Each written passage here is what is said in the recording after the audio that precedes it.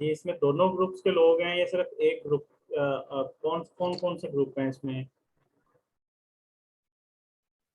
Sir groups का idea नहीं, लेकिन हम 31 वाले हैं। अच्छा, 31 वाले हैं। मैडम आपकी कह रही थी कि दो ग्रुप्स के लोग हैं, तो मैं इसलिए पूछ रहा हूँ कि सर सीएसएस के ग्रुप भी इसके अंदर ऐड है, क्योंकि उन्होंने एमसीक्यूज के लिए जो है वो तैयारी के लिए यहाँ पर अपना वो किया हुआ है रजिस्ट्रेशन। एक मिनट में जरा, मेरे को बैच 29 है, आपका 31 है। सर आपकी आवाज़ नहीं समझ आ रही, सॉरी, मेरे यहाँ पे इंटरनेट का इशू है। मैं कह रहा हूँ आपका 31 है बैच? नहीं सर, मेरा 31 नहीं है। मेरा सीएसएस का जो है सर वो 29th बैच है। अच्छा, 29। उस ग्रुप से चलिए, ही सर यहाँ पर अभी शिफ्ट हुआ। अच्छा जी, ठीक हो गया जी। अच्छा जी, मुझे ये बताएं कि कौन कौन सी चीज़ें आपने की हैं और कौन कौन सी रहती हैं करने वाली। एक्चुअली मुझे ये कहा गया है कि आप लोगों को कुछ चीज़ें रह गई हैं, तो वो मैं आज करवा दूँ।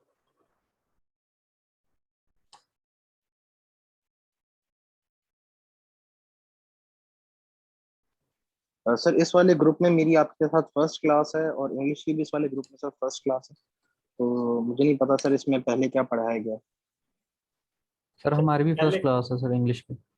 आप सबकी फर्स्ट क्लास है आज? जी सर।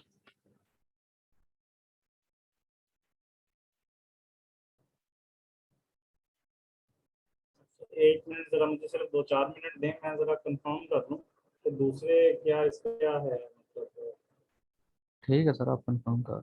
हाँ, तो कोई बात नहीं, हम थोड़ा इसको जो है ना प्रॉन्ग कर लेंगे, तो कोई इशू नहीं।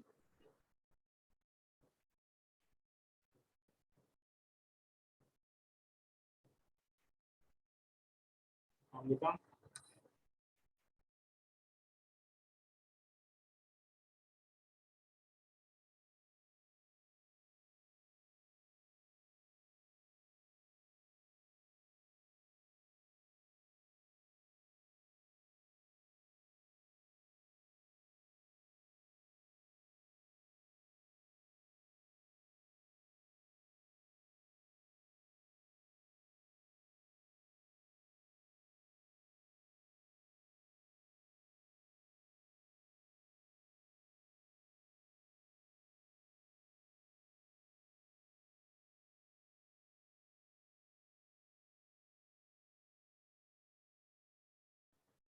स्टूडेंट्स काइंडली ज़रा 2 मिनट वेट कर लें, दूसरे बैच के लोग भी हैं, उनके साथ फिर हम जो है ना एक ओवरऑल सारा कर लेते हैं, बस जस्ट 2 मिनट, फिर हम इसको शुरू करते हैं।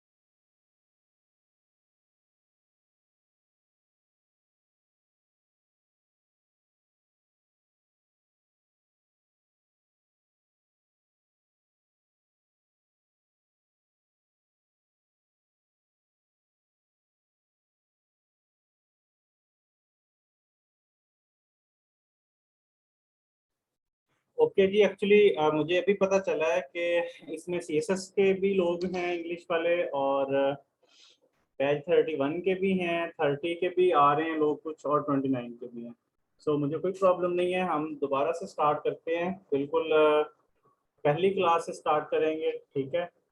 और ये क्लास हमारी जो है, ये सीएसएस वाले जितने लोग प्रिपरेशन कर रहे हैं, उनकी अगर बेसिक वीक है तो हम का उस पर फोकस करेंगे कि उनकी बेसिक ठीक हो जाए। और जो पेपर 1 वाले लोग हैं जो जनरल नॉलेज की प्रिपरेशन कर रहे हैं, काइंडली अगर मेरी आवाज़ में तो थोड़ा सा इशू हो तो मुझे बता दीजिए, क्योंकि मैंने हैंडफ्री यूज़ की हुई है और वो आगे पीछे हो जाती है। सो जो पेपर 1 के जितने लोग हैं ये जनरल नॉलेज के, इनकी तो क्योंकि 20 नंबर की इंग्लिश आती है तो इसलिए मैं इसको बिल्कुल बेसिक से हम स्टार्ट करते हैं इसको, ठीक है जी। बैच 30 वाले आ गए हैं कुछ लोग, सो काइंडली कमेंट में लिखते हैं अगर आप नहीं माइक ऑन कर सकते हो। यस सर आ गए हैं। ओके अच्छा, बैच 30 में से मुझे ये बताएं कि आपने बैच 30 वालों ने अभी तक क्या क्या पढ़ा है?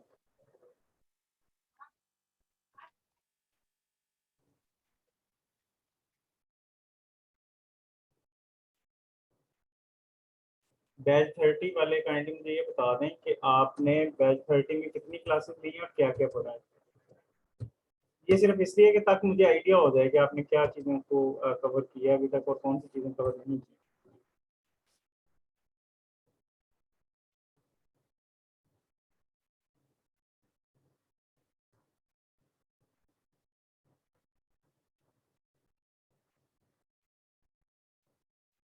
सिर्फ एडवर्ब पढ़ा है तो अच्छा, पार्ट ऑफ स्पीच की है। पार्ट ऑफ स्पीच के अलावा कुछ किया है आपने फ्रॉम बैच 30?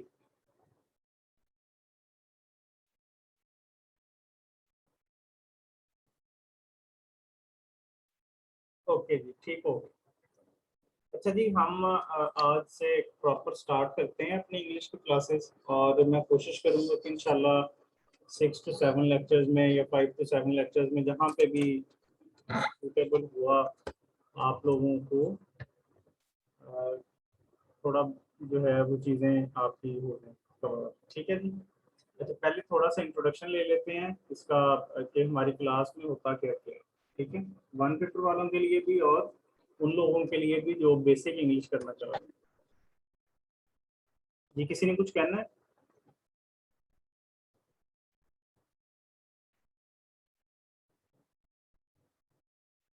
तो किसी ने कुछ नहीं कहना, ठीक हो गया जी। हमजा?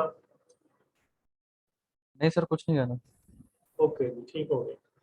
अच्छा जी, कुछ मिल मिला के कोई 6 से 8 चीज़ें हैं जो हमारे 1 पेपर, जो भी जनरल नॉलेज का पेपर आता है उसमें रिक्वायर्ड होती हैं, ठीक है। और अगर हम इसको थोड़ा सा ब्रॉडर एस्पेक्ट में देखें तो इंग्लिश हमारी, आया वो सीएसएस के लेवल की हो, आया वो पीएमएस लेवल की हो या जनरल नॉलेज की इंग्लिश हो, एग्जामिनर जो है वो हमसे ये एक्सपेक्ट करता है कि हमें इंग्लिश लैंग्वेज के बारे में नॉ होनी चाहिए। सो अब हम इस चीज़ की तरफ चलते हैं कि हमें वो कैसे नॉ हो सकती है, ठीक है। और कौन कौन सी ऐसी चीज़ें हैं जिनको हम अडॉप्ट करके, जिनको रीड आउट करके, कुछ चीज़ें रीड आउट करने वाली हैं, रट्टा लगाने वाली हैं, कुछ चीज़ें हैं जो कि प्रिंसिपल्स और उसके डिफरेंट जो फार्मूलाज हैं, ठीक है, जो रूल्स हैं उनके ऊपर डिपेंड करती हैं। सो हम 1 बाय 1 सारी चीज़ें पहले डिस्कस करते हैं, फिर उसके बाद हम अपने प्रॉपर क्लासेस स्टार्ट करेंगे, ठीक है जी। और आप लोगों को जो भी असाइनमेंट दी जाएगी, आप लोगों ने काइंडली इसको, तो बिल्कुल आसान सी असाइनमेंटें होती हैं, तो आप लोगों ने सबमिट करनी है। सो जी, सबसे पहले तो बात ये है कि जितने भी 1 पेपर के क्वेश्चन आते हैं, जितने भी जनरल नॉलेज में जो भी चीज़ें आती हैं, उनमें चंद एक चीज़ें पूछी जाती हैं। एक तो उनमें फिल इन द ब्लैंक्स होते हैं, ठीक है। फिल इन द ब्लैंक्स में अब वो प्रपोजिशन भी पूछता है, फिल इन द ब्लैंक्स में वो टेंसेस भी पूछता है, फिल इन द ब्लैंक्स में वो पैसिवाइज भी पूछता है, और फिल इन द ब्लैंक्स में वो हेल्पिंग वर्ब्स की फॉर्म में भी कोई ना कोई चीज़ें पूछ सकता है, ठीक है जी। एक तो ये चीज़ हो गई। फिर कुछ स्टेटमेंट्स आती हैं जिनमें लिखा होता है कि आपने एक्टिव वॉइस दिया होता है या पैसिव दिया होता है, आपने उसकी फॉर्म चेंज करनी है, ठीक है। ये दूसरी किस्म के क्वेश्चन आते हैं। जो पीएमएस का इंग्लिश का पेपर होता है, ये पंजाब में जितने भी कम्पिटिटिव एग्जाम्स के, इवन ये असिस्टेंट रजिस्ट्रार कोऑपरेटिव सोसाइटी का जो पेपर है, इसमें भी यही आते हैं। 10 नंबर के पैसिव और एक्टिवाइज टू पैसिवाइज 10 नंबर का क्वेश्चन होता है। फिर इसी तरह से डायरेक्ट इनडायरेक्ट, जिसको आप नरेशन कहते हैं, उसका भी एक क्वेश्चन आता है, ठीक है जी। अब डायरेक्ट इनडायरेक्ट नरेशन है सारी की सारी, ये पीएमएस में भी 10 नंबर की आती है, ये सीएसएस के पेपर में भी 10 नंबर की आती है, ठीक है। उसमें पैराग्राफ की फॉर्म में होती है, पीएमएस में ये सेंटेंसेस की फॉर्म में होते हैं। और जो 1 पेपर होता है उसमें क्या होता है कि ऊपर एक स्टेटमेंट दे दी जाती है और नीचे जो है उसकी 3 या 4 ऑप्शन दी जाती हैं कि इनमें से कौन सी ऑप्शन जो है वो ठीक है, ठीक है, और आपने उसमें से सिलेक्ट करना होता है। अब मसला यहाँ पे ये है कि नरेशन हो गए या पैसिवाइज हो जाएं या टेंसेस हो जाएं, इनके प्रॉपर रूल्स हैं। अगर आपको इनके रूल्स नहीं आते सो आप लोग कभी भी वो एग्जैक्ट अपने क्वेश्चन ठीक तरह से नहीं लिख सकते, आपके जनरल नॉलेज में कोई नंबर पूरे नहीं आ सकते। और जो लोग सीएसएस या पीएमएस की तरफ जा रहे हैं वो एक साफ सुथरा विदाउट ग्रामेटिकली एरर जो है ना, ग्रामेटिकली फ्री जो सेंटेंस है वो नहीं लिख सकते अगर आपके बेसिक इंग्लिश के रूल्स वीक हैं। अच्छा, तीसरी चीज नरेशन की जो मैंने बात कर दी, टेंसेस भी हो गए, पैसिफाइज भी हो गई, नरेशन भी हो गई। अब चौथे नंबर पे जो चीज आती है जो कि पीएमएस में भी, पीएमएस के पेपर में भी, असिस्टेंट रजिस्ट्रार के पेपर में भी और आपके उसमें वन पेपर में भी प्रेपोजिशन का क्वेश्चन आता है। ठीक है जी। सर नरेशन तो हम लोगों ने पढ़ा ही नहीं है। मैं एक्चुअली ये सिर्फ आपको बता रहा हूँ, उसकी इंट्रोडक्टरी पे आपको लेक्चर दे रहा हूँ, चीजें बता रहा हूँ, आप काइंडली इनको नोट डाउन करते जाएं, मैं ये सारी चीजें करवा दूंगा आपको। ठीक है, इसके बारे में टेंशन लेना, मैं जस्ट चीजें बता रहा हूँ कि हमने ये चीजें करनी है और ये चीजें जरूरी हैं एग्जाम के लिए। ठीक है, अच्छा जी। उसके अलावा अगर आपको क्वेश्चन हो तो एंड पे काइंडली वो फिर मुझे चीजें भूल रही हैं। अच्छा जी, नरेशन टेंसेस भी हो गए, पैसिवाइज हो गया, नरेशन हो गया, प्रेपोजिशंस आ गए। सो प्रेपोजिशन के आया वो एफपीएससी के एग्जाम हो, जितने भी वन पेपर के आया वो पीपीएससी के एग्जाम हो, ठीक है, या फिर वो पीएमएस का, असिस्टेंट रजिस्ट्रार का, इवन ये तहसीलदार के एग्जाम होने हैं, प्रेपोजिशंस का एक एक अच्छा खासा पोर्शन मौजूद होता है। ठीक है, अब वो प्रेपोजिशन जितनी भी होती हैं बहुत ज्यादा मुश्किल नहीं होती, वो बहुत ज्यादा आसान नहीं होती, वो मॉडरेट लेवल की पूछता है। अब हम बात ये करते हैं कि हमें वो प्रेपोजिशंस करनी किस तरह से चाहिए। अब प्रेपोजिशंस को याद करने का सिर्फ प्रेपोजिशंस को जो है आपने मेमोराइज किस तरह से करना है उसका कोई रूल मौजूद नहीं है। उसका सिंपल एक ही रूल है कि आपने प्रेपोजिशंस को पढ़ना है, ठीक है, थॉरोली रीड आउट करना है और रिपीटेडली आपने उनको 5 से 7 बार जो भी लिस्ट आपके पास मौजूद है आपने उसमें से क्या करना है, उसको रीड आउट करना है और सेंटेंसेस की फॉर्म में रीड आउट करना। ये नहीं है कि जो वर्ब पढ़ी उसके साथ प्रपोजिशन पढ़ ली, नहीं, वो पूरा आप उसको पढ़ें, फिर उसके आगे जो सेंटेंस बना हुआ है उस सेंटेंस की कंस्ट्रक्शन को समझें कि इसने किस तरह से लिखा हुआ है। इंग्लिश के लिए ओवरऑल जो मैं बुक रिकमेंड करता हूँ जो सीएसएस वालों के लिए भी बहुत हेल्पफुल है, पीएमएस वालों के लिए भी, वन पेपर वालों के लिए भी, और आपके पास वो मौजूद होनी चाहिए, वो है सैयद मुजफ्फर हुसैन बुखारी साहब की ऑल अबाउट कम्पिटिटिव एग्जाम्स। ठीक है, मैं फिर रिपीट कर देता हूँ नाम, सैयद मुजफ्फर हुसैन बुखारी। उनकी 2 बुक्स हैं, आपने दोनों की दोनों ही बाय करनी है। एक है ऑल अबाउट कम्पिटिटिव एग्जाम्स और दूसरा है स्पोकन इंग्लिश के ऊपर। तो ये दोनों बुक्स काइंडली आप लोग अपनी जो भी आपकी स्टडी रूम है या स्टडी टेबल जो भी है उसमें लाजमी रखें। इंग्लिश यहाँ से आया आपने जो भी पेपर देना हो आपकी बहुत ही अच्छे तरीके से प्रिपेयर हो जाती है। सही, फर्स्ट बुक कौन सी है? एक तो स्पोकन इंग्लिश है और दूसरी है ऑल अबाउट कम्पिटिटिव एग्जाम्स। दोनों बुक्स सैयद मुजफ्फर हुसैन बुखारी साहब की हैं, ये कमेंट में भी नीचे एक किसी ने लिख दी है। तो ये दोनों बुक्स जो हैं आपने ये दोनों लेनी है। अच्छा जी, अब ये चीज़ें हो गई। अब इसके बाद जो चीज़ आती है सारे पेपरों में वो आती है करेक्शन। इंग्लिश के करेक्शन के रूल्स कितने इंपॉर्टेंट हैं और कितने आपने करने हैं।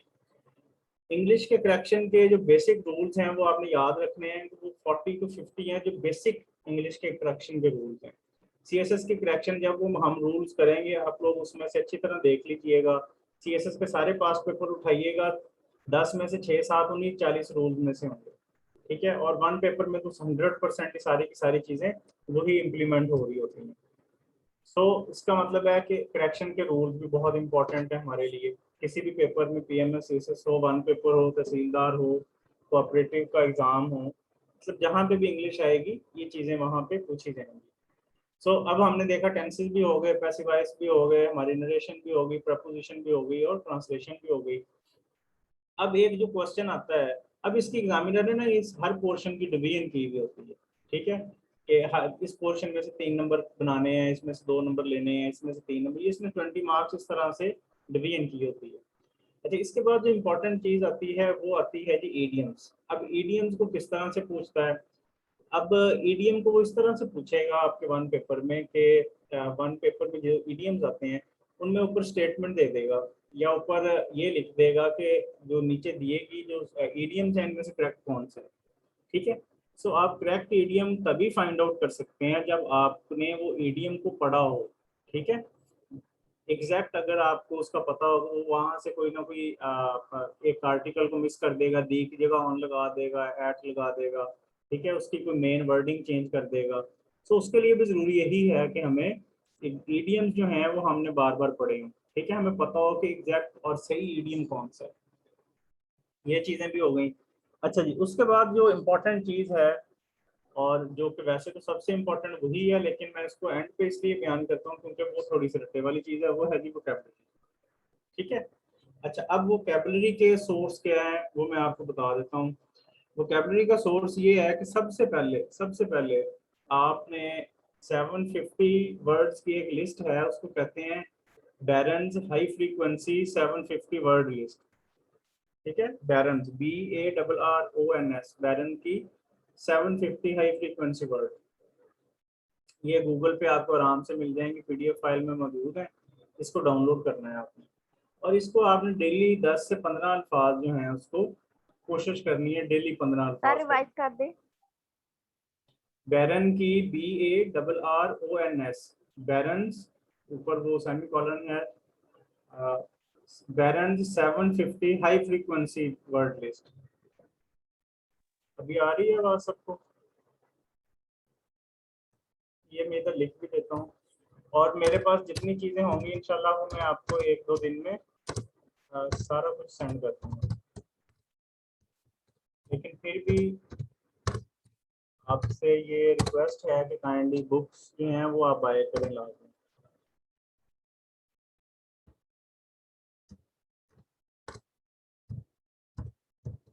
ये मैं लिख रहा हूँ नीचे कमेंट सेक्शन में, तो यहाँ से आप देख सकते हैं।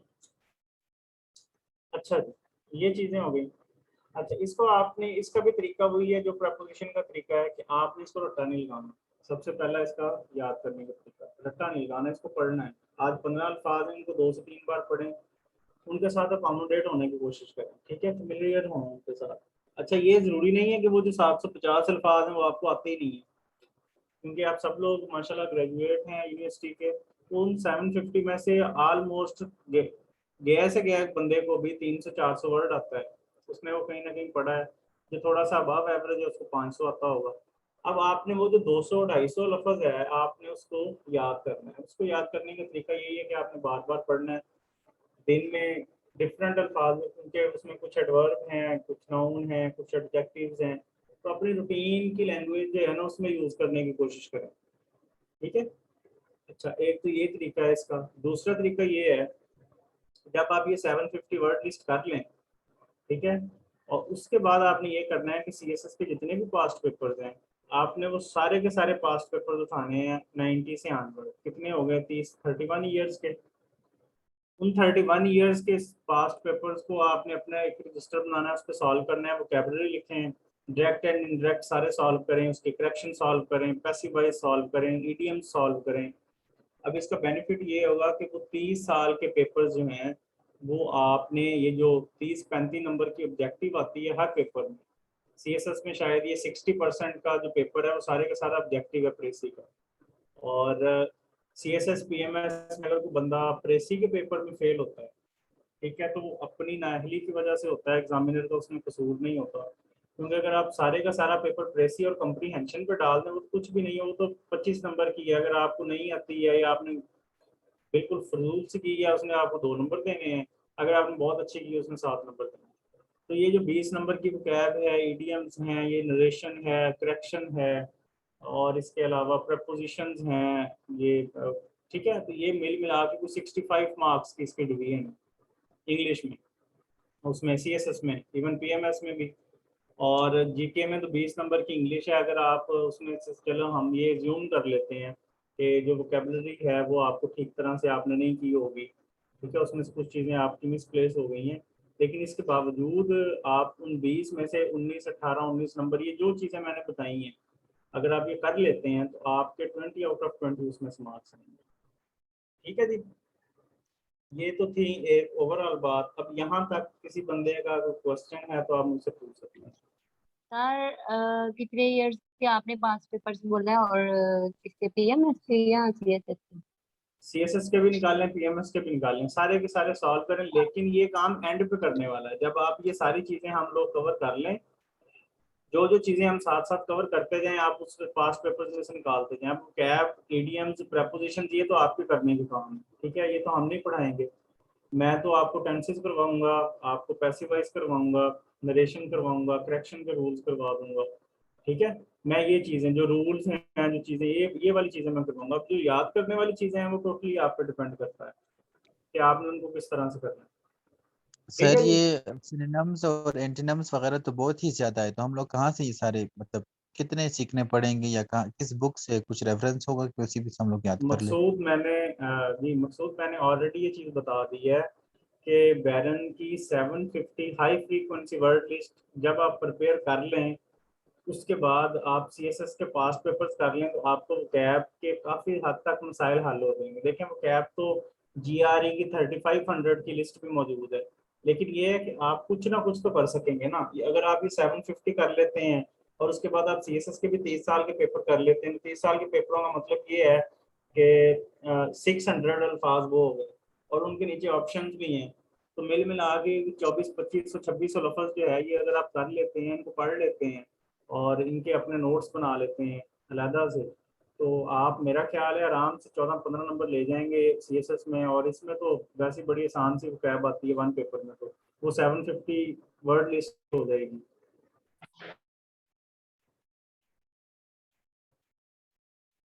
Okay sir, okay thank. और जी इसके अलावा किसी का कोई क्वेश्चन है? अच्छा, मैं अपना तरीकाकार बता देता हूँ आप सबको। अच्छा, एक तो मुझे ये है कि आप सब में से लोगों की सजेशन चाहिए, क्योंकि मेरा ख्याल है कुछ सीएसएस के भी लोग मौजूद हैं इस सेशन में और वन पेपर वाले भी, कि एक तो हाल ये है कि मैं आपको ये 4-5 लेक्चर्स डेली लूँ और डे मतलब कल से ऑनवर्ड हम 4-5 लेक्चर इकट्ठे रखें और आपको सारी इंग्लिश करवा दूँ। एक तो ये तरीका है। एक तरीका ये है कि हम वीक में 1 या 2 क्लासेस रखें, तो 2-3 वीक्स में करवा दूँ। आप लोग क्या कहते हैं?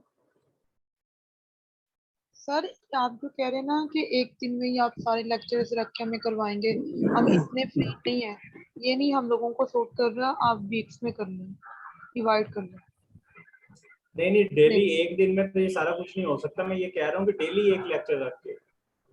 अच्छा, सर वो आप अगर देख आप जी सर, डेली ये भी बेसिस ठीक है। पे एक मिनट, करते हैं तो वो ऐसे भी कर ठीक लें। है। एक minute, one by sir one. Daily एक लेक्चर रख लिया करें सर, सर इकट्ठे एक डेली वीक में बेसिस खत्म पे कर दें ठीक सर। रहेगा। जी सर, जी सर, डेली हमारा लेक्चर इंग्लिश रखें। से जान छूट जाएगा क्योंकि थोड़ा सा अच्छा वो अच्छा, सुने सुने डिस्टर्बिंग सुने, है। ठीक हो गया। अच्छा देखें, मेरी अपनी भी मसरूफियात होती हैं, तो एक तो ये है कि ये जो टाइम होता है ना 9 से ऑनवर्ड, ये हम सबके लिए, अगर आप में से किसी को कोई इशू नहीं है, तो 9 से ऑनवर्ड वाला टाइम थोड़ा सा बेहतर होता है, जी सर, ठीक है। ये टाइम सही है। नहीं, ये वाला कैसे ठीक है? हम लोगों ने बाकी क्लासेस नहीं लेनी, ये भी तो आप सोचें। एक जी जी, टाइम पे बाकी एक ही क्लासेस भी क्लास इसी होगी टाइमिंग ना। के अकॉर्डिंग हो गई ना। अब जाहिर बात है, सारे क्लासेज एक ही टाइम में तो नहीं रख सकेगा ना। एकेडमी वाला भी एक एडमिनिस्ट्रेशन सारा हिसाब किताब होता है। तो सर भी यही कह रहे हैं, हमारी जो सर रेगुलर क्लासेस हैं उनकी उसकी टाइमिंग यही है, आपकी 9:15 से रेगुलर 10:15। एक, अच्छा, रेगुलर क्लासेस की 9 टाइमिंग 9:15 है सर। 9:15 पे है, ठीक है, ठीक हो गया। अच्छा, इस तरह है, कल फ्राइडे है, कल आपकी किस चीज़ की क्लास है? सर कल हमारी पाक फेयर की। चलें, अच्छा, एक तो ये है कि ये जो मैं आपको इंग्लिश करवा रहा हूँ, ये मैं अपने ही बिहाफ पे करवा रहा हूँ, और मैं ये आप सबके लिए जो है फैसिलिटेट करने के लिए आप लोगों को, कि आप लोग जो हैं ये, क्योंकि कुछ चीज़ें आप लोगों की रह गई हैं। अब सर ने पता नहीं कितनी चीज़ें पढ़ाई हैं, कितनी रह जाती हैं, तो ये मैं वैसे ही अपने हूँ उनके ऊपर कि आप सबको ये एक बार ना मैं गो थ्रू करवा दूँ, ठीक है। तो हम इस तरह करते हैं कि हम कोशिश करेंगे, एक एक तो आज का तो क्लास ऐसे ही निकल गई है। हम अब से जो ऑनवर्ड हमारी जो रूटीन होगी ना क्लासेस की, हम 5 से 6 क्लासेस रखेंगे और उसमें हमने कोशिश ये करनी है, सर एक क्लास टाइमिंग हमने चेंज कर ले सर। आप कोई टाइमिंग और बता दे सर। टाइम, देखिए आप लोगों के लिए है, अब एक 9:15 से 10:15 ये क्लास होती है हमारी, फिर उसकी सीएसएस के बैचेस की भी क्लासेस चल रही होती हैं, जी ये सर, मसला है। क्योंकि ये तो हमारी रेगुलर यूजेस है ना। तो सर ये 9:15 10:15 बजे दूसरी क्लासेस भी हम दे देंगे। हाँ तो वो अपना 5:30 से इस 6 जी सर। 5:30 टू 8:30 तक ना, 9 बजे तक हमारे सीएसएस के बैचेस की क्लासेस चल रही होती हैं। जी सर। ये मसला है, ठीक है। तो सर अब क्या सूटेबल है, क्या कह रहे हैं आप, कैसे करें? ये तो मैं एक्चुअली ये सजेशन आप सबसे ली है। जी सर। अच्छा हम आज पहली क्लास तो पढ़ लेते हैं ना, आप में से किसी ने तो जाना तो नहीं है कहीं पे? नहीं सर सर इधर ही है। रेगुलर क्लासेस हैं वो हम आगे पेंडिंग करवा लेते हैं। एक तो ये रेगुलरिटी बनी रहेगी, समझ भी ठीक से आएगी। दूसरा है कि ये कि हफ्ते बाद जब क्लास होती है तो पीछे बंदा थोड़ा सा रिवीजन भी रह जाती है। अब इंग्लिश का हमारा यही मसला रहा है सर, मैं चौथी बार मेरी रिवीजन है ये, कि ये प्रॉपर में समझ नहीं आ रही। अगर बाकी स्टूडेंट्स एग्री करती हैं तो जो 2 क्लासेस हैं कल और परसों की, वो हम आगे रख लेते हैं। इंग्लिश की ये 3 लेक्चर कर लेते हैं, फिर आगे नेक्स्ट प्रोसीजर कंटिन्यू कर अच्छा लेंगे। चलें चलें यार सर ऐसा करते हैं, एक लेक्चर आज ले लेते हैं अभी, और उसके बाद सैटरडे फ्राइडे को हम, कल फ्राइडे सैटरडे संडे, संडे तक हम रेगुलर 9:15 से 10:15 तक लेक्चर्स लेके ना आपकी कुछ हद तक इंग्लिश कवर करवा देंगे, आप लोगों को भी चीज़ों की अंडरस्टैंडिंग हो जाएगी। पाकिस्तान फेयर जी की सर ये क्लास वो ठीक मैं है। नेक्स्ट वीक में, इस पे तो आप किसी को कोई एतराज़ नहीं है? सर नहीं ये ना सर ठीक है मैडम मैडम से बात करेंगे कि वो क्योंकि शेड्यूल उन्होंने तय करना है, जैसे भी करना है। वो मैं तो पाकिस्तान फेयर की क्लास उनको कहूँगा वो नेक्स्ट वीक में रख देंगे, वो कोई कंप्यूटर इशू नहीं साइंस की है कल सर, नहीं सर, परसों पाकिस्तान हमारी अफेयर्स की क्लास हमारी कंप्यूटर 3 क्लासेस हुई, वो थोड़ी सी काफी कंप्यूटर इंपॉर्टेंट है। तो जी सर सैटरडे वो और भी संडे काफी को अगर आप 2 इम्पोर्टेंट है क्लासेस ले क्लास। तो अच्छा हो जाएगा। ए 1 बाय 1 मुझे समझ नहीं आ रही, बाकी लोगों को भी समझ नहीं आ रही। सर मैं कह सर रहा हूँ कि कल हम लोग जो है पाकिस्तान अफेयर्स की क्लास ले लेंगे, सैटरडे और संडे को आप 2 कंसेक्यूटिव क्लासेस ले लें। ठीक है। मकसूद भाई पीके की क्लास मकसूद है भाई वो। कल हमारी कंप्यूटर साइंस की क्लास है, परसों हमारी पाक फेयर की क्लास है, ठीक है। अच्छा जी सर, ये एक आसान सा हल मेरे माइंड में आया है सर। हाँ जी बोल रहे हैं सर चैट में सर वोटिंग करवा लें। जी। नहीं वोटिंग इस पे क्या करवानी है। अच्छा आज का तो सर लेक्चर ले ना। आप मैम से बात कर लेना, कोई ऐसा वो शेड्यूल बना दें जिससे टाइम क्लैश ना हो, चले क्योंकि उनको ऐसा पता है ना करते कौन हैं सी कि क्लास किस आज, दिन होती है, उनको सारा सर पता है मैम पाक को। अच्छा चले सर ठीक है, हमारी छोड़ जो दें पाक फेयर ये की क्लास है ना।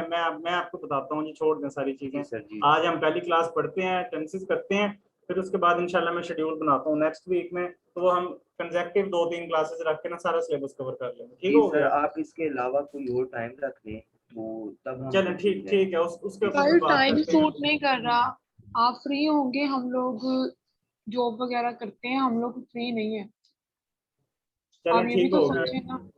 सर अच्छा टाइम ठीक यही। ठीक, अच्छा यार सारे लोग अब खामोश रहे हैं, अब हम पहला लेक्चर करते हैं, फिर नेक्स्ट वीक में सर मैं देखेंगे इसी टाइम में क्लासेस रखेंगे।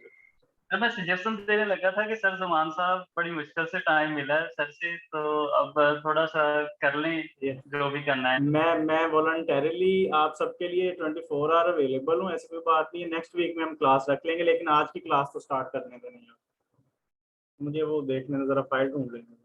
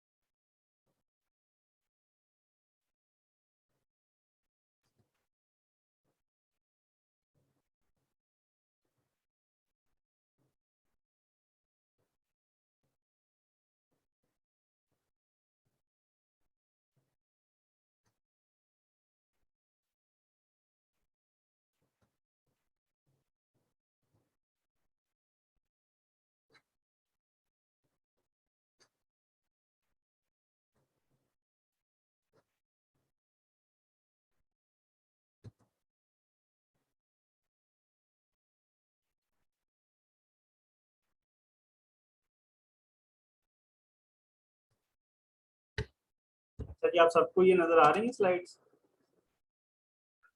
जी सर। जी सर नजर आ ओके रही है। ठीक ठीक ठीक हो गया। अच्छा जी, अब ये एक छोटा सा टेस्ट है जो मैं आपको कहता हूँ कि वो उसमें आपके जो एग्जामिनर जो फिल इन द ब्लैंक्स पूछते हैं आपके वन पेपर में, ठीक है।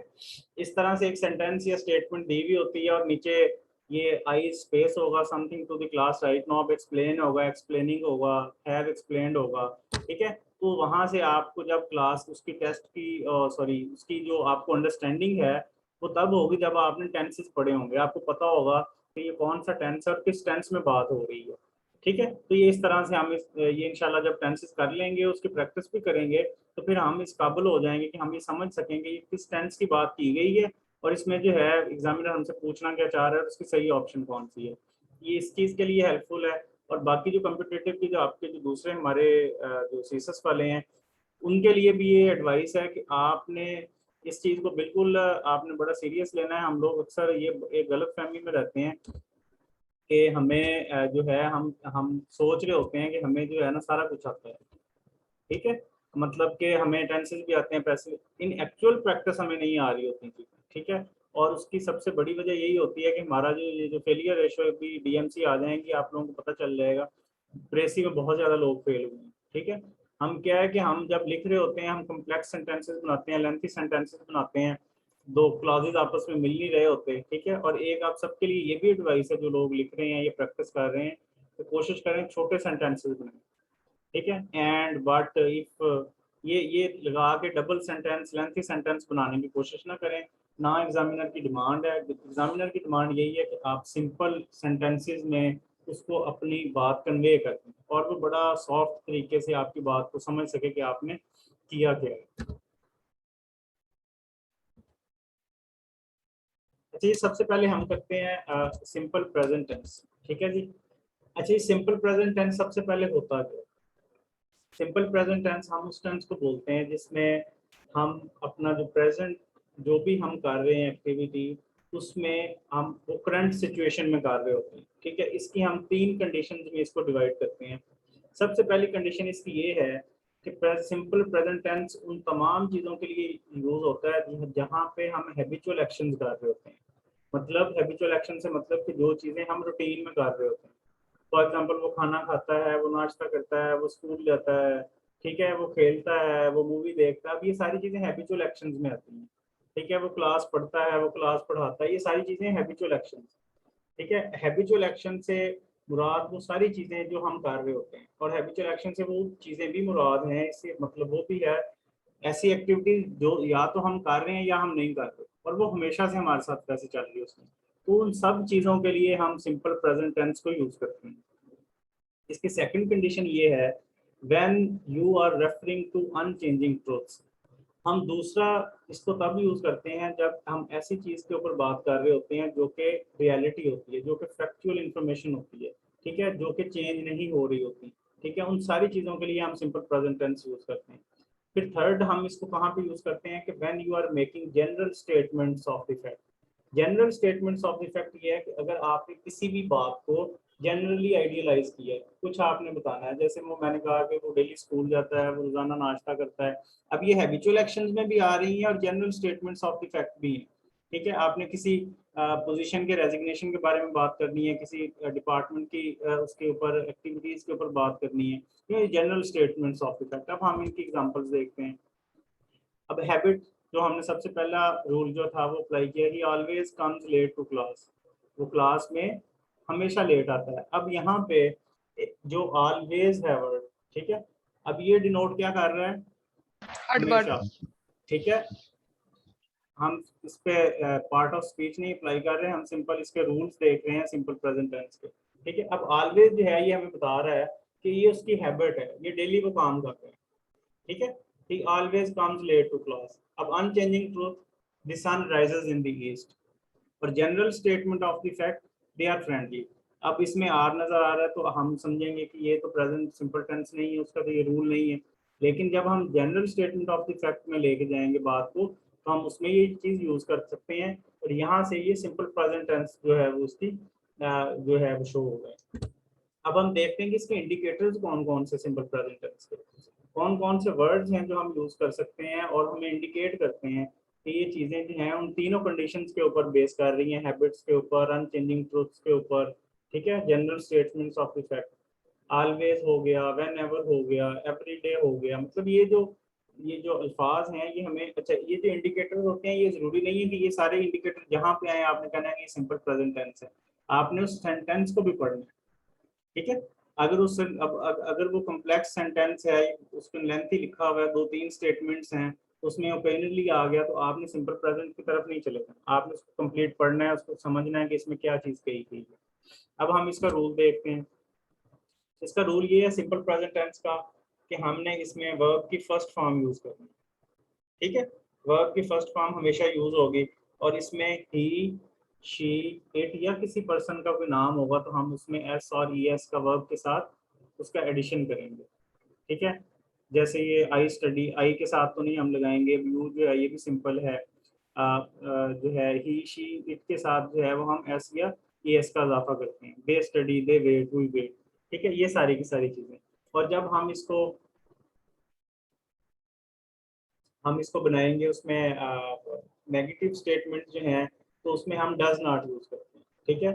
और जब हम डज नॉट यूज करते हैं तो हम ही, शी, इट के साथ जो हमने वर्ब की फर्स्ट फॉर्म के साथ एस और एस का इजाफा किया होता है वो हम उसमें क्योंकि वो डू जो है वो, सॉरी मैंने कहा डज लगता है ई शीट के साथ। आपने अगर कोई कमेंट करना है तो नीचे कहते हैं, और जब मैं पढ़ा रहा हूँ तो उसमें इंटरप्ट नहीं करना। मैं भी यही बात कर रहा हूँ, वो फिर ऐसे लगता है कि कोई और चीज़ होगी। तो वो जो वर्ब के साथ हम एस या एस का इजाफा कर रहे थे, जब हमने डज लगा दिया तो वो एस और एस जो है वो डू के साथ उसमें एडजस्ट हो जाता है, ठीक है। तो हम वहाँ पे फिर डज के, जब डज नॉट यूज करते हैं या जब इंटेरोगेटिव बनाने के लिए डज को पहले यूज करते हैं तो हम फिर वर्ब में एस और एस का इजाफा नहीं करते। और ये मोस्ट रिपीटेडली क्वेश्चन है आपके सारे वन पेपर में, जितने भी वन पेपर होते हैं उनमें से मोस्टली उसने ये जानबूझ किस तरह पूछा होता है, स्टूडेंट हमेशा मिस्टेक कर देते हैं। ठीक हो गया जी। देन उसके बाद है जी प्रेजेंट प्रोग्रेसिव टेंस, हम इसको प्रेजेंट कॉन्टिन्यूस टेंस भी बोलते हैं। अब प्रेजेंट कॉन्टिन्यूस टेंस जो है, एक तो सबसे पहली बात ये याद रखनी है कि ये मौजूदा आपका जो रिसेंट जो भी काम चल रहा है उसके मुताबिक उसकी डेफिनेशन में है। सेकेंडली ये कॉन्टिन्यूसली चल रहा है, ठीक है, इसमें कोई ब्रेक नहीं है, जो भी चल रहा है, जो भी एक्टिविटी हो रही है वो कंटिन्यूअसली चल रही है, ठीक है। When an activity is in progress at the moment of speaking, कि आप जो भी बात कर रहे हैं इस दौरान जितनी भी एक्टिविटीज हो रही हैं वो सारी की सारी प्रोग्रेसिव टेंस में होंगी, वो कंटिन्यूअस टेंस में होंगी, ठीक है। फॉर एग्जांपल हम यहाँ पे लेक्चर ले रहे हैं तो आपके इर्द गिर्द जितनी भी एक्टिविटीज होगी हम सारे के सारे को जब भी हम इंग्लिश लैंग्वेज में उसको बयान करेंगे, हम कोई भी बात करेंगे वो कंटिन्यूअस टेंस यूज होगा। ये इसकी पहली कंडीशन होगी। सेकंड कंडीशन ये है कि when an activity begin before now and continues into the future without stopping. मतलब ये है कि इसकी एक मिसाल ये, क्योंकि वो चीज़ प्रोग्रेसिव में है ना, कंटिन्यूस में चल रही है, अब वो कब स्टार्ट हुई थी ये भी हमें नहीं पता, उसने खत्म कब होना है इसका भी नहीं पता, ठीक है। फॉर एग्जांपल हम बैठे गए हैं, हम कह रहे हैं कि पंखा चल रहा है, अब अगर पंखा चल रहा है तो कब चल रहा था इसका भी हमें नहीं पता, और कब तक चलेगा इसका भी हमें नहीं पता। तो प्रेजेंट प्रोग्रेसिव या प्रेजेंट कॉन्टिन्यूस टेंस की एक इसकी जो है वो कंडीशन ये भी है कि एक्टिविटी जो है वो प्रोसेस में है, आपको एग्जैक्ट टाइम का नहीं पता, या रीडर को एग्जैक्ट टाइम पीरियड नहीं बताया जाता कि कब से चीज स्टार्ट हुई है और कब तक चल रही है। द थर्ड वन इज कि when an activity is developing and changing, कि कोई भी एक्टिविटी जो है एक तो वो डेवलप हो गई और उसके वक्त के साथ साथ वो चेंज भी हो रही है, ठीक है। ये हम उसके लिए जो इंसान की जो मेंटल एबिलिटीज हैं या आप अगर कोई चीज़ लर्न कर लें तो हम उसके लिए यूज़ करते हैं चीज़। अब हम इसकी एग्जांपल्स देखते हैं। I am explaining something to the class right now. अब आई एम एक्सप्लेनिंग समथिंग जो है ये बता रहा है हमें कि ये जो सेंटेंस है, ये जो स्टेटमेंट है, ये कॉन्टिन्यूस की स्टेटमेंट है। अब राइट नाउ जो है, राइट नाउ हमें एग्जैक्ट टाइम पीरियड बता रहा है इस टाइम पे। He is taking 16 credits this semester, ठीक है। अब ये भी continuous activity हो गई, ठीक है। अब जो है third one, she is understanding English more and more। अब एक पर्सन है जो एक चीज लर्न कर रहा है, उसको वो सीख भी रहा है और उसमें जो है वो उसकी प्रोग्रेस और डेवलपमेंट भी जो है उसके स्टेजेस भी जो हैं वन बाय वन ऊपर जा रही हैं। अच्छा, इसके भी इंडिकेटर हम देख लेते हैं। राइट नो, अब ये राइट नो जो भी बात होगी वो हम प्रेजेंट में लेके जाएंगे। एट दिस मोमेंट का मतलब भी यही है कि करंटली काम चल रहा है। स्टिल का मतलब भी यही है कि करंट जो भी चल रहा है वो करंट सिचुएशन में चल रहा है। ठीक है, एज वी स्पीक, जैसे हमने उसमें देखा था कि जब जो भी हम बात कर रहे हैं इस दौरान जितनी भी एक्टिविटीज हो रही हैं वो सारी की सारी कॉन्टिन्यूस में है। This year, this week, this month, ये भी जो इंडिकेटर्स हैं ये भी प्रोग्रेसिव के साथ आती हैं। अब हम इसका फॉर्म देखते हैं कि इसमें क्या क्या चीजें आती हैं। एक तो ये एक बड़ा सिंपल सा सेंटेंस ये है, टेंस है। इसमें वर्ब की जो है वो हम फर्स्ट फॉर्म के साथ ing यूज करते हैं। I am studying, you are studying, he is taking bath, I am reading my book. ठीक है, सो ये जितनी भी सारी की सारी एग्जाम्पल हैं वो इसमें फर्स्ट फॉर्म के साथ हम ing यूज करते हैं। और सेकेंडली क्या होगा कि जब हम इसको हम इसमें सिंपल नॉट का यूज करते हैं। I am not studying, you are not studying. ठीक है, सिंपल नॉट यूज होगा। और जब हमने इसको इंटेरोगेटिव में बनाना है तो इसका जो हेल्पिंग वर्ब है, एम है, आर है, इस है, उसको हम सबसे पहले लेंगे। ठीक हो गया जी, समझ आ रही है बातों की? मुश्किल तो नहीं है चीजें, जी सर, आ रही है समझ। सबको आ रही है?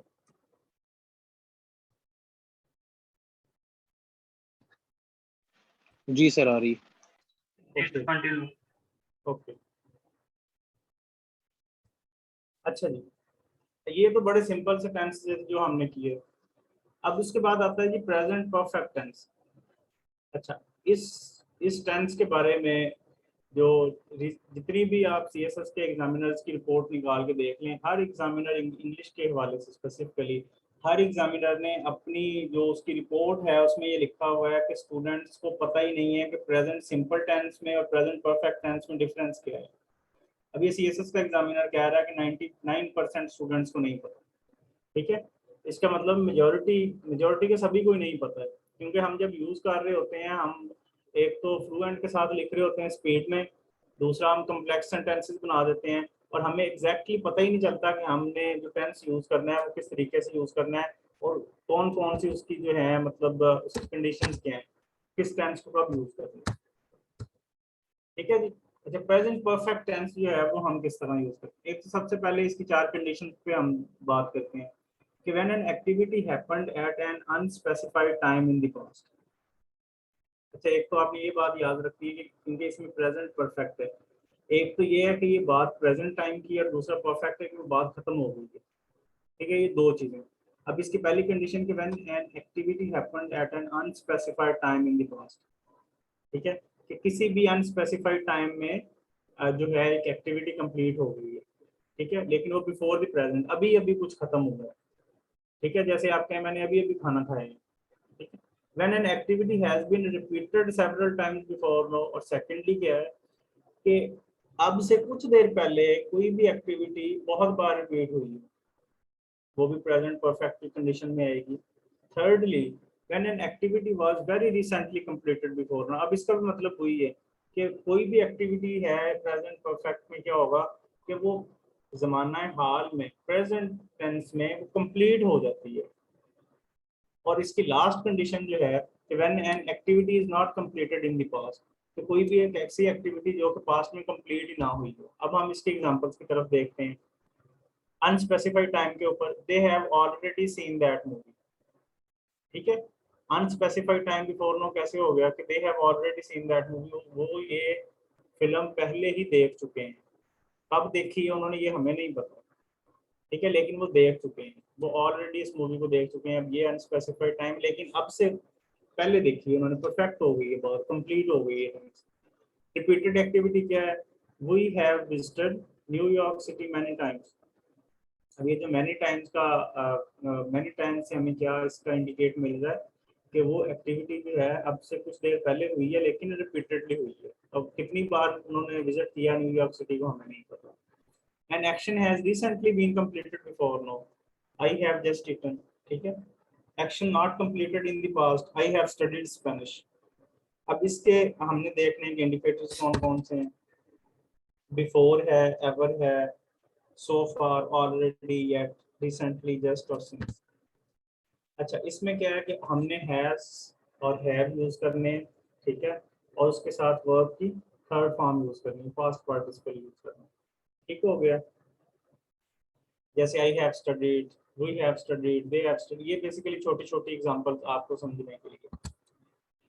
अच्छा जी, इसके बाद आते हैं प्रेजेंट परफेक्ट कॉन्टिन्यूअस टेंस। अच्छा, आपने एक चीज याद रखनी है, ये टेंसेस के रूल्स तो मैंने करवा दिए आपको, साथ साथ चीजें बता भी रहा हूँ, आपको ऐसा लग रहा होगा कि हमने कर भी ली है, हमें आती भी है, लेकिन मेरी एक बात याद रखना, आपने जब तक इसकी एक्सरसाइजेस नहीं ना करनी, एटलीस्ट ये रिकमेंडेड है कि आप एक एक टेंस के ऊपर 20 से 25 जो आपके सेंटेंसेस हैं बनाने चाहिए आपको। कोई भी इंग्लिश ग्रामर लें, उसमें प्रेजेंट की जितनी एक्सरसाइजेज हैं सारी करें, फिर पास्ट की एक्सरसाइज सारी करें। उससे क्या होगा कि आपको पता चलेगा एक्सरसाइज कर करके कर करके कर करके, ठीक है। जब आप एक टेंस के ऊपर 30 से 35 सेंटेंसेस की एक्सरसाइज करेंगे, ये हार्डली अगर आप कह लें तो मैक्सिमम 3 दिन का काम है। कोई भी ग्रामर की बुक लें, उसमें से सारी ट्रांसलेशन करना है, आपकी ये चीज़ें पक्की हो जाएंगी, ठीक है। आपको ये सारी की सारी जो हमने चीज़ें पढ़ी हैं ये आपको याद भी हो जाएंगी, आपकी प्रैक्टिस भी हो जाएगी, आपके हाथ से निकल जाएंगी एक बार, ठीक है, कभी नहीं भूलेंगे दोबारा से। और ये ना हर चीज़ आपस में इंटरकनेक्टेड है। अगर आपको टेंसेस नहीं आएंगे, आपको पैसिव वॉइस नहीं आएंगे, आपको ये दोनों चीज़ें नहीं आएंगी, आपको नरेशन नहीं आनी, अगर आपको ये तीनों चीज़ों में से कुछ एक भी चीज़ मिसप्लेस हो गई, आपको करेक्शन नहीं आनी, और अगर ये 4 चीज़ें सारे के सारा बेसिक स्ट्रक्चर है इंग्लिश का, ठीक है, हर चीज़ दूसरे के साथ इंटरलिंक है। तो प्रेजेंट परफेक्ट कंटीन्यूअस टेंस में हम देखते हैं कि क्या चीज़ है। This tense is used to describe actions that have been continuously in progress with indicating beginning of action. These actions they are not completed. तो प्रेजेंट परफेक्ट कंटीन्यूअस टेंस में जी उसने कहा कि एक बात आपने याद रखनी है कि जितने भी एक्शंस हैं, जितनी भी एक्टिविटीज हैं, उसमें आपका टाइम जो है, ड्यूरेशन कब से स्टार्ट हुई है वो एक्टिविटी या वो काम कब से चल रहा है, उसके बारे में बताया जाता है, ठीक है, और वो कंप्लीट नहीं हुए होते, ठीक है। दे आर करंटली स्टिल, मतलब जो है वो अपनी करंट पोजीशन पे चल रहे होते हैं। For example, I have been waiting here since the last 2 hours. एक तो ये कि इसमें टाइम बता दिया गया है, ठीक है, दूसरा ये भी पता चल गया हमें कि ये जो एक्शन है ये कंप्लीट भी नहीं हुआ है, ठीक हो गया। अच्छा, अब हमने इसको करना किस तरह से है, इसमें हैज बीन और हैव बीन यूज करते हैं हेल्पिंग वर्ब, और जो इसकी वर्ब है उसके साथ हम आईएनजी यूज करते हैं। अच्छा, अब हम अगर इसको सिंस और फार के ऊपर बात करें, सिंस हमेशा वहां पे आएगा जहां पे टाइम जो है, पॉइंट ऑफ टाइम का आपको एग्जैक्ट पता हो, मतलब आपको स्टार्टिंग पॉइंट का पता हो, और फार हर उस जगह पे यूज होगा जहाँ पे आपको उस वक्त का कि वो बात जो है वो कब शुरू हुई उसकी एग्जैक्ट पता ना हो। फॉर एग्जांपल, अब यहाँ पे लास्ट 2 आवर्स है, ठीक है, लास्ट 2 आवर्स का मतलब क्या है, फॉर एग्जांपल अगर अब 10:20 हुए हैं तो पिछले 2 घंटे से हमें एग्जैक्ट टाइम का पता है कि वो 8:20 की बात है। अगर यहाँ से मैं दी लास्ट निकाल दूँ, जस्ट यहाँ पे लिख दूँ 2 आवर्स, फिर हम यहाँ पे यूज करेंगे फॉर, क्योंकि हमें नहीं पता 2 घंटे अब से 2 घंटे पहले हैं, सुबह के 2 घंटे हैं, कल के 2 घंटे थे, ठीक है। तो सिंस और फार में ये चीज आपने ज़हन नशीन करनी है। देन उसके बाद है जी सिंपल पास्ट टेंस। समझ आ रही है सबको? जी सर। ओके, अच्छा, तो उसके बाद सिंपल पास्ट टेंस आ गया। सिंपल पास्ट टेंस के हम देख लेते हैं चीजें कौन सी। व्हेन एन एक्टिविटी और situation begin and ended at a particular time in the past. Simple past tense में एक चीज आपने याद रखनी है कि जितने भी काम हैं वो सारे के सारे पास्ट में कंप्लीट हो गए, ठीक है। In other words, when an activity और situation is completed in the past, ये भी सेम बात दूसरे अल्फाज में बयान की है। सिंपल पास्ट टेंस का मतलब ये है कि कोई भी एक्टिविटी जो है वो आपकी पास्ट में कंप्लीट हो चुकी है। अब हम इसकी एग्जांपल्स देखते हैं। He was late to class yesterday, वो कल क्लास में लेट आया था, कंप्लीट है, एक्टिविटी कल की है, कंप्लीट भी हो गई है। वी अराइव्ड 3 वीक्स अगो, ठीक है, 3 हफ्ते पहले की बात है और वो खत्म हो गई थी। पास्ट हैबिट क्या, she went to her university Delhi in 2016, ठीक है। अब इसमें पास्ट हैबिट भी बता दी, लेकिन वो भी सारी की सारी उसमें अपने जो आज अब से थोड़ी देर पहले जो पुरानी जो पास्ट है, जो माजी है, उसमें ये एक्टिविटीज कंप्लीट हो गई हैं। ये इसके इंडिकेटर्स हैं, last night, last week, last year, last month, last Saturday, last semester, yesterday, ago, ठीक है। मतलब ये इंडिकेटर्स शो करते हैं कि ये चीज़ें माजी में कंप्लीट हुई हैं। अच्छा, इसमें हमने सिंपल सेकंड फॉर्म यूज़ करनी है वर्ब की, और इसमें कुछ नहीं है, सिंपल 3 टेंस है ये, ठीक है। उसके बाद हम पास्ट कॉन्टिन्यूस टेंस की बात करते हैं। This tense is used to refer to activities continuously in progress around the time in the past. कोई भी activities जो हैं वो continuously progress में रही हैं, continuous चलती रही हैं, लेकिन काम चलती रही है past में, माजी में चलती रही हैं. They were eating when the taxi arrived. तो वो खाना खा रहे थे जब टैक्सी आई. ठीक है, अब यहाँ पे वो मुसलसल एक काम कर रहे थे. ठीक है, लेकिन वो कब खत्म हुआ कब शुरू हुआ हमें नहीं पता, लेकिन वो काम मुसलसल माजी में चलता रहा उसके आने तक. ठीक है, इसमें वाज और बाद आएगा और जो वर्ब की आपकी फर्स्ट फॉर्म आएगी. अच्छा जी, उसके बाद पास्ट परफेक्ट टेंस. जी आयशा. सर एक्सक्यूज मी, ये जहाँ पे सिंपल पास्ट था वो स्लाइड पीछे कीजिएगा. उसमें मतलब आपने बताया कि इसमें सेकंड फॉर्म यूज होती है, लेकिन वहाँ पे वाज क्यों साथ आया है? इधर ये यहीं पे फर्स्ट एग्जाम्पल ही वाज लेट. जी देखें, जो वाज है इस एम आर, जैसे हमने सिंपल टेंस में बात की, जो कुछ इस तरह की स्टेटमेंट्स होती हैं जहाँ पे एज ए हेल्पिंग वर्ब के तौर पे यूज होता है और जहाँ पे वो वर्ब के तौर पे यूज होता है. अब यहाँ पे अगर हम वाज जो है ये यहाँ पे वर्ब के तौर पे यूज हुआ कि लेट टू क्लास यस्टरडे, वो गलत हो जाएगी स्टेटमेंट. ठीक है, लेट जो है वर्ब तो नहीं है. अब यहाँ पे वाज जो है ये इसकी सेकंड फॉर्म. समझ आई? जी सर, आ गई है समझ, लेकिन सिंपल ये मेरी कंफ्यूजन यहाँ से नहीं दूर हो रही कि वाजवर तो जो है हम कंटिन्यूस में यूज करते हैं ना, पास्ट कंटिन्यूस में. देखें, यहाँ पे टेंस जो है वो कल क्लास में लेट आया था. ठीक है, अब यहाँ पे जो वाज है वो वर्ब की जगह पे यूज हुआ है, ये हेल्पिंग वर्ब के तौर पे यूज नहीं हुआ. ठीक है, ये प्रॉपर वर्ब के तौर पे यूज नहीं हुआ. हाँ सॉरी, प्रॉपर वर्ब यूज हुआ है, हेल्पिंग वर्ब के तौर पे यूज नहीं हुआ. जैसे आप वो हैड वाले सेंटेंसेस हम आगे जाके करेंगे. अब हैड दो बार क्यों आता है? तो कुछ इस तरह के सेंटेंसेस, कुछ इस तरह की स्टेटमेंट्स होती हैं जहाँ पे वर्ब प्रॉपर वर्ब नहीं होता, आप उसको यूज करते हैं. ठीक है. अच्छा, इसके बाद पास्ट परफेक्ट टेंस है. जिस तरह हमने सिंपल परफेक्ट देखा था, उसको तरह पास्ट परफेक्ट है. अब इसमें भी आपने याद रखनी है कि एक चीज जो है वो कंप्लीट हो जाती है. और ये मैं आपको, आप जितने भी CSS के पास्ट पेपर उठा के देख लें या PMS के या वन पेपर के, पास्ट परफेक्ट टेंस में से कुछ चीज ना पूछी हो ही नहीं सकता. गारंटी वाली बात है, जितने मर्जी पास्ट पेपर 30 साल के उठा के देख. ठीक है, लेकिन उसने पूछा टेक्निकल तरीके से होता है. अब हम इसको जरा गौर से देखते हैं. This tense is not used a lot. एक सबसे पहली बात उसने ये कही है कि ये टेंस बहुत ज्यादा यूज नहीं होता है. It can often be used interchangeably with the simple past because these tenses do not differ much in meaning. उसने कहा कि ये टेंस जो है इसको हम किसके साथ यूज करते हैं? सिंपल पास्ट के साथ. ठीक है, क्योंकि ये दोनों के मीनिंग्स जो हैं वो आपस में काफी ज्यादा मिलते जुलते हैं. The past perfect tense refers to activities, उन एक्टिविटीज की तरफ इशारा करता है that happened before a specific time in the past, जो कि आपके माजी में एक स्पेसिफिक टाइम के ऊपर हुए. अच्छा, मैं ना इसको आपको एक एग्जांपल दे के समझाता हूँ. लेकिन पास्ट परफेक्ट टेंस हमेशा वहाँ पे यूज होगा जहाँ पे दो एक्टिविटीज एक साथ हो रही हों, सबसे पहली बात, और वो दोनों एक्टिविटीज में से एक एक्टिविटी दूसरी एक्टिविटी से पहले हुई हो, वहां पे पास्ट परफेक्ट लगेगा. ये इसकी सबसे बड़ी निशानी है. फॉर एग्जांपल, ये मैं आपको एक स्टेटमेंट दे रहा हूँ कि ABC या अहमद है कोई है. अहमद सुबह 8 बजे उठा, उसने नाश्ता किया, वो गाड़ी में सवार हुआ. गाड़ी में सवार होते उसे याद आया कि वो अपना बैग घर भूल आया. अब आप मुझे ये बताएं कि कौन सा काम, दोनों काम माजी में हुए हैं. ठीक है, लेकिन एक काम इन सब में से उस माजी से भी पहले वाली माजी में हुआ. सेकंड, बैग गियर लगे. वो क्या कि उसने वहां पे बैठे बैठे ये सोचा कि मैं बैग घर भूल आया हूँ. ठीक है, अब वो जो बैग भूलने वाली बात है वो पास्ट परफेक्ट की है. समझ आइए किसी को मेरी बात की? मैं इस एग्जांपल को दोबारा रिपीट करूँ. अब ये एग्जांपल हमारे टीचर, ये एग्जांपल हमारे टीचर हमें स्कूल में समझाया करते थे और उसके बाद से हमें आज तक पास्ट परफेक्ट नहीं हुआ. फिर रिपीट कर देता हूँ. पास्ट परफेक्ट टेंस हमेशा वहां पे यूज होगा जहां पे पास्ट में दो बातें हुई हैं, दोनों बातें पास्ट में हुई हैं.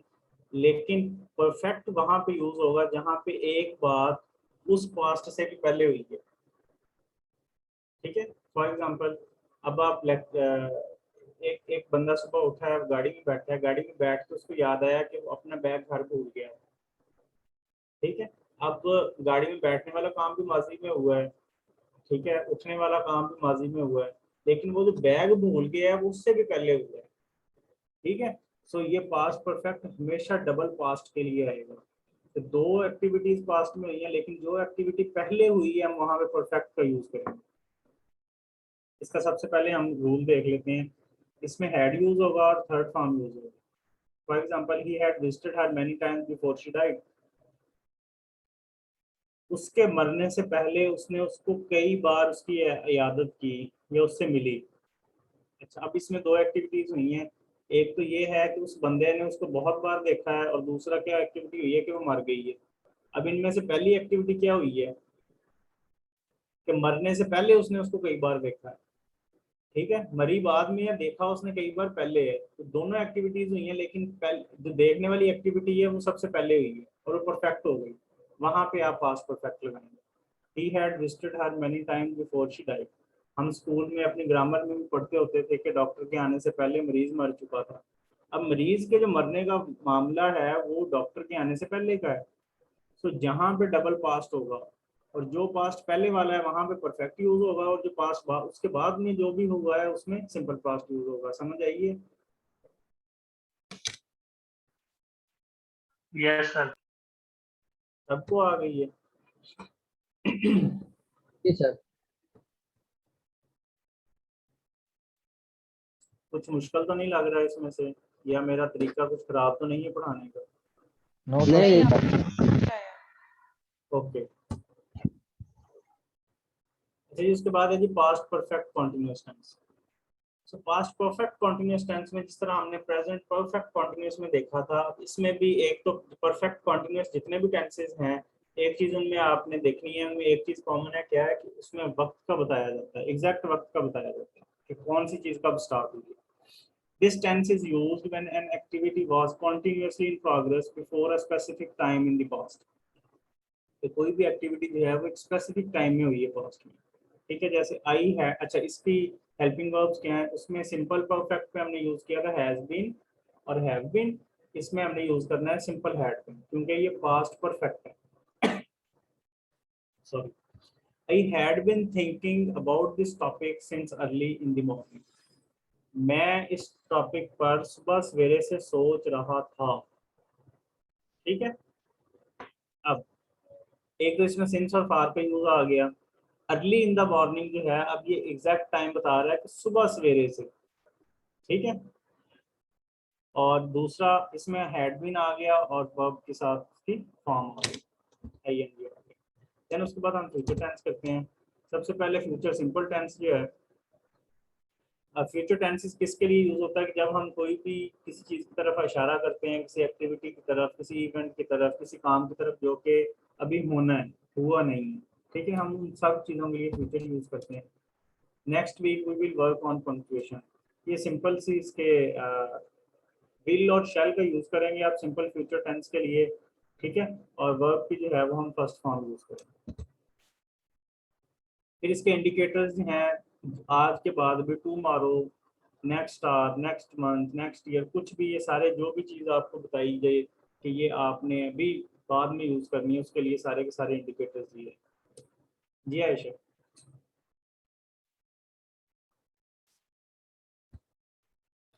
अच्छा जी, ये विल और शैल के साथ फर्स्ट फॉर्म यूज करनी है वर्ब की। उसके बाद sometimes the simple present tense or the present progressive tense, they are used to express a future meaning. Usually these tenses they are used when scheduled events are being discussed. ठीक है जी, तो बात ये दोनों tense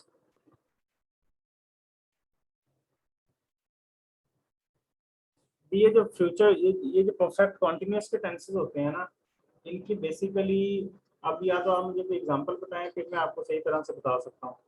जितने भी perfect continuous tense होते हैं ना, इनमें टाइम जरूर होता है। अगर टाइम ही ना हो, उसमें टाइम की बात ही ना हो, फिर तो वो सिंपल परफेक्ट हो जाएगा ना, फिर वो परफेक्ट कॉन्टिन्यूअस तो नहीं रहेगा। जब टाइम आएगा वो फिर ही परफेक्ट से प्रेजेंट परफेक्ट बनेगा, फिर वो पास्ट परफेक्ट बनेगा। ठीक है, अगर टाइम नहीं होगा तो वो सिंपल टेंसेस होंगे। इसी तरह से फ्यूचर कॉन्टिन्यूस टेंस है। अब इसमें विल भी और शैल भी हम यूज करेंगे वर्ब के तौर पर, और इसमें वर्ब की फर्स्ट फॉर्म यूज करेंगे। ठीक है, अब ये देखें फ्यूचर कॉन्टिन्यूस टेंस है, इसमें टाइम का भी जिक्र है, लेकिन हम इसको परफेक्ट तो नहीं कह सकते। ठीक है,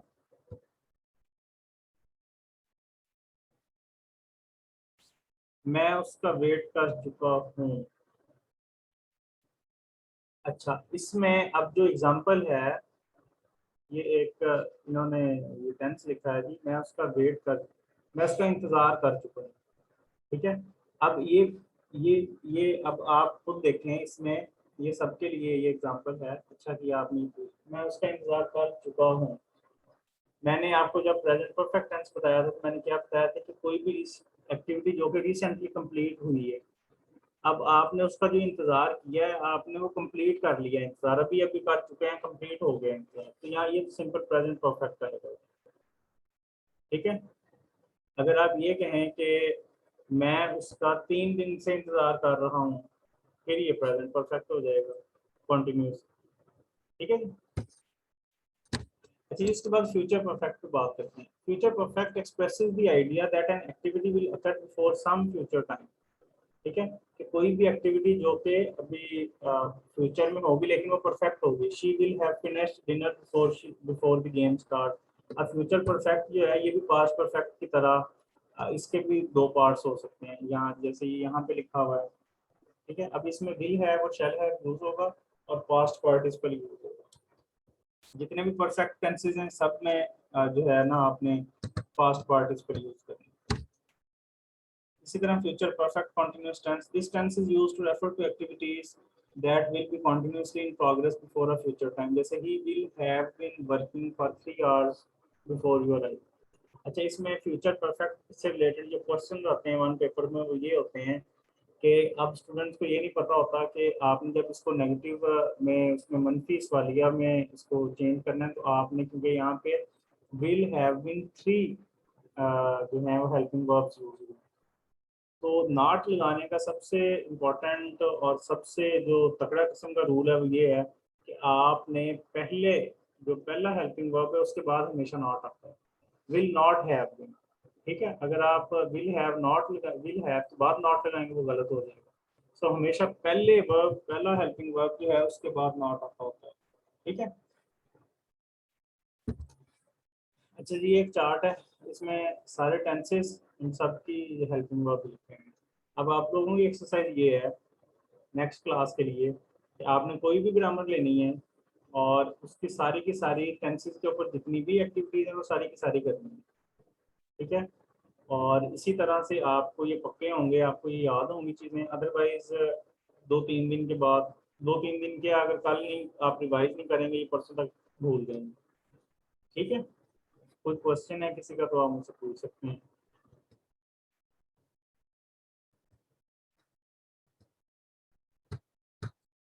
नेक्स्ट क्लास में हम पैसिवाइज करेंगे और ये विल शैल मे माइट और इस तरह की जितनी भी चीज़ें हैं ना ये इंशाल्लाह नेक्स्ट क्लास में करेंगे जी। एनी क्वेश्चन, एनी कंफ्यूजन, कुछ पूछना है जी? सर ये स्लाइड शेयर कर दीजिए। ये मैं शेयर कर देते हैं, ठीक हो गया। और